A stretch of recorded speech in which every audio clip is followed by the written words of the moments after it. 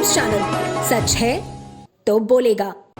वाराणसी के चेतगंज स्थित आर्य महिला महाविद्यालय प्रांगण में विराजमान कपर्दीश्वर महादेव का भव्य श्रृंगार कर पूजा अर्चना किया गया। इस अवसर पर पूरे मंदिर को आकर्षक ढंग से सजाया गया है। सावन मास के प्रारंभ होते ही भोलेनाथ के दर्शन पूजन के लिए मंदिरों में दर्शनार्थियों का सैलाब उमड़ता है। इसी क्रम में जिले के आर्य महिला महाविद्यालय परिसर को आकर्षक एवं मनमोहक पुष्पों से सजाया गया। इस दौरान विराजमान कपर्दीश्वर महादेव को उनके प्रिय फूल पत्तियों से सजाकर विधिवत रूप से विद्यालय परिवार द्वारा दुग्धाभिषेक किया गया। इस अवसर पर विद्यालय परिवार के साथ साथ अन्य श्रद्धालु उपस्थित रहे। आज सावन का पहला सोमवार है। बाबा का बड़ा प्रिय माह होता है ये सावन महीना, जिसमें बाबा सभी को आशीर्वाद देते हैं। और बाबा इस वक्त जो है सारंग महादेव मंदिर में इस समय ससुराल में विराजमान हैं और हम सभी लोग सभी के लिए मनोकामना की पूर्ति के लिए, सबके उत्तम स्वास्थ्य के लिए, देश हित के लिए सभी से यही प्रार्थना करते हैं कि सबका दिन शुभ हो, मंगल हो और सावन के इस मास में भगवान शिव की कृपा अनुकंपा बाबा काशी विश्वनाथ की सब पे, सबके सब परिवार पे, सबके सकुटुंब पे सदैव बनी रहे। यही मंगल कामना हम बाबा विश्वनाथ से सभी के लिए करते हैं। हर हर महादेव। वाराणसी में ज्ञानवापी प्रकरण में जिला जज अजय कृष्ण विश्वेश की अदालत में श्रृंगार गौरी के दर्शन पूजन सहित संबंधी याचिका की पोषणीयता पर हो रही सुनवाई के क्रम में अदालत में आज भी बहस जारी रहा। वादी राखी सिंह की अधिवक्ता शिवम गौड़ और अनुपम द्विवेदी ने अपना पक्ष रखा।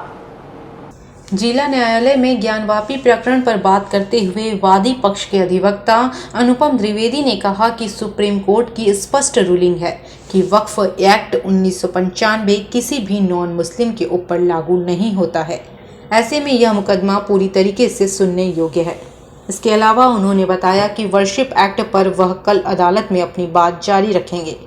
वहीं अधिवक्ता शिवम गौड़ ने बताया कि हमने अपने तर्कों और तथ्यों के आधार पर अदालत को आश्वस्त करने का प्रयास किया है।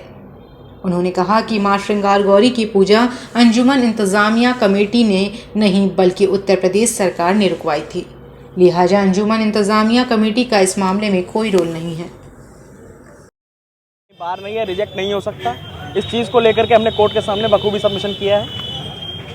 वक्फ एक्ट 1995 का जो प्रोविजन बार बार लिया जा रहा था, वक्फ एक्ट केवल एप्लीकेबल होगी प्रॉपर्टी को लेकर के। यहाँ प्रॉपर्टी का सूट नहीं है। ये जो केस है केवल माँ श्रृंगार गौरी की वर्शिप तक है। माँ श्रृंगार गौरी की वर्शिप किसी अंजुमन इंतजामिया कमेटी ने नहीं रुकवाई थी, अंजुमन इंतजामिया की नहीं रुकवाई थी। और वो जो पूजा जो वर्शिप माँ श्रृंगार गौरी की रुकवाई गई थी वो स्टेट ऑफ उत्तर प्रदेश के द्वारा रुकवाई गई थी। उसको लेकर के हमने सबमिशन दिया है। किसी भी एक्ट की कोई एप्लीकेबिलिटी नहीं है और हमारा केस पूरी तरह मेंटेनेबल है, डिसाइड होने लायक। कल किस बात पर बहस होगी? हमारी तरफ से जो पूरा अपना स्टैंड कंक्लूड कर दिया गया है, उसको लेकर के जो अवर्मेंट्स इनके द्वारा रेज की, डिफेंड नंबर 4 द्वारा रेज की गई है, एक एम्बिग्विटी बनाने का जो प्रयास किया गया है, उसको लेकर के हालांकि बोगस है जो भी प्लीज हैं, उनको वर्बली आंसर हमारी तरफ से हमारे एसोसिएट मान बहादुर सिंह करेंगे। तो ये क्या मान लिया जाए कि आप लोगों की बहस अभी कितने दिन चलेगी, उसके बाद कितने दिन ऑब्जेक्शन के लिए कब आएंगे दूसरा पक्ष? देखिए हमारी बहस कल संभावना पूरी हो जाएगी।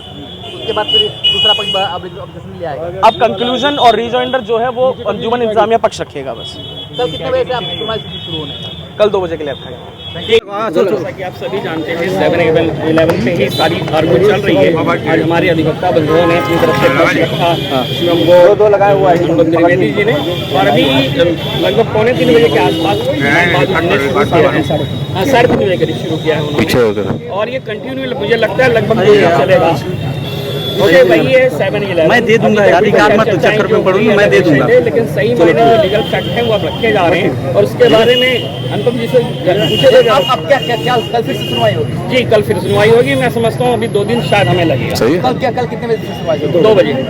कल आप लोग किस तरह के पक्ष रखेंगे? इसके बारे में अनुपम जी से ही पूछे। देखिए मैंने आपको पहले भी बताया कि मैंने 2 फोल्ड में शिवफुली उन्होंने चीज़ों को डिस्क्राइब किया और बताया सारी चीज़ों को।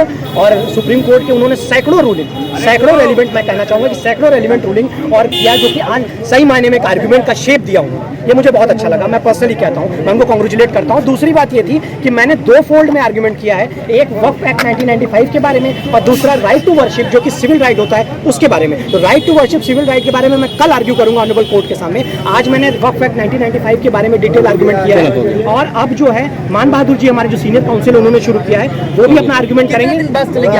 देखिए प्रोबेबली परसों तक चलना चाहिए। हो गया। सावन के प्रथम सोमवार को बाबा विश्वनाथ का जलाभिषेक करने के लिए काशी विश्वनाथ दल के राष्ट्रीय अध्यक्ष जंत्रलेश्वर यादव संघ यादव समाज के गणमान्य लोग शीतला घाट पर इकट्ठा हुए, जिसके बाद काशी विश्वनाथ दल ने विभिन्न मंदिरों में दर्शन पूजन एवं जलाभिषेक करते हुए बाबा विश्वनाथ के गर्भगृह में प्रवेश कर जलाभिषेक किया। काशी विश्वनाथ दल द्वारा यादव समाज की ओर से निकाले गए इस जलाभिषेक यात्रा के लिए कुछ यदुवंशी अपने परिवार एवं पत्नी संग जलाभिषेक के लिए आए थे तथा बाबा विश्वनाथ के प्रिय वाद्य यंत्र डमरू के साथ कुछ यदुवंशी उपस्थित हुए थे। सभी लोगों ने सर्वप्रथम डमरू व शंख बजाकर मां गंगा का पूजन अर्चन किया और अपने अपने पात्रों में गंगा जल भरकर मां शीतला मंदिर में जाकर मां का अभिषेक किया।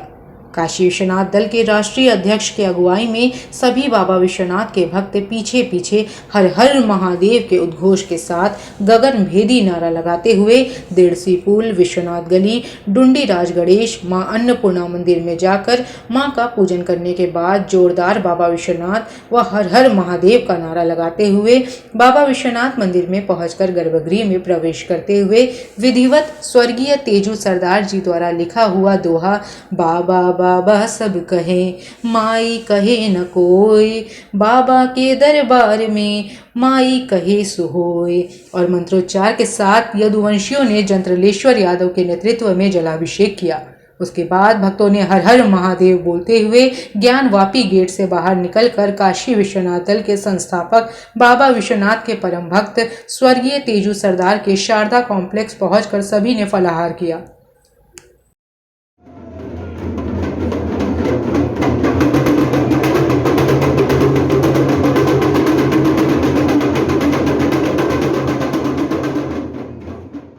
वाराणसी में यादव समाज की तरफ से परंपरागत तरीके से सावन के प्रथम सोमवार के मद्देनजर बाबा के जलाभिषेक के लिए इस बार भी भव्य शोभा यात्रा निकाली गई। वहीं दूसरी तरफ कड़कड़ाती धूप में निकली इस शोभा यात्रा को धूप से राहत दिलाने के लिए सामाजिक संगठन भी आगे आए और श्रद्धालुओं को पानी, शरबत व फलाहार का स्टॉल लगाकर उनकी सेवा की। यादव समाज के लोगों ने परंपरागत तरीके से हजारों की संख्या में केदार घाट से गगरा में जल लेकर बाजे गाजे के साथ विभिन्न मार्गों से होते हुए तिलभांडेश्वर महादेव सहित रास्ते के अन्य मंदिरों में होते हुए शीतला घाट पहुंचकर गंगा जल लेने के बाद काशी विश्वनाथ मंदिर में जय जयकार के उद्घोष के साथ जलाभिषेक किया। इस दौरान भारी पुलिस बल की तैनाती की गई।